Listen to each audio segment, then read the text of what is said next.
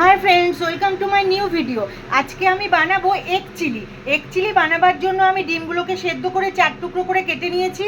আর এখানে একটা ব্যাটার তৈরি করে নিতে হবে।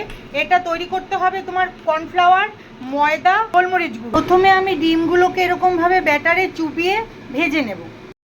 এইভাবে ডিমগুলোকে ভেজে আমি এবার তুলে নেব। এবার কড়াইতে ওই তেলের মধ্যেই আমি দিয়ে দেব রসুন কুচি। রসুন কুচিটাকে একটু নাড়াচাড়া করে আমি দিয়ে দেব ক্যাপসিকাম, পেঁয়াজ।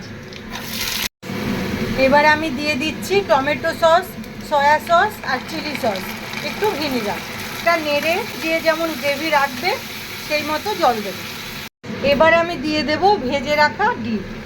সবশেষে আমি দিয়ে দিচ্ছি 1 চামচ কর্নফ্লাওয়ার, জলে গুলিয়ে নিয়ে দিয়েছি, এতে গ্রেভিটা ঘন থকথকে হবে।